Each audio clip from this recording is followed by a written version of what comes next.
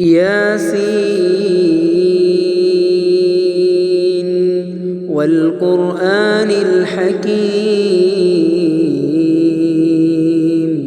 إنك لمن المرسلين على صراط مستقيم تنزيل العزيز الرحيم لتنذر قوما ما أنذر آباؤهم فهم غافلون لقد حق القول على أكثرهم فهم لا يؤمنون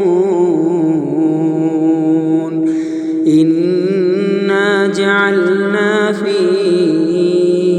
أعناقهم أغلالا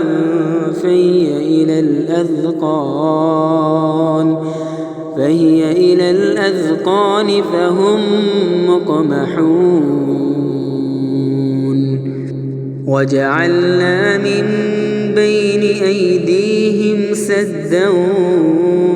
ومن خلفهم سدا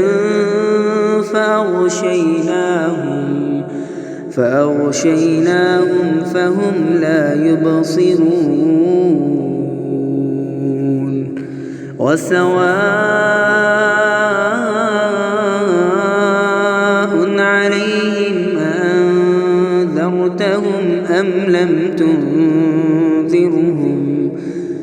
أم لم تنذرهم لا يؤمنون إنما تنذر من اتبع الذكر وخشي الرحمن بالغيب فبشره بمغفرة وأجر كريم.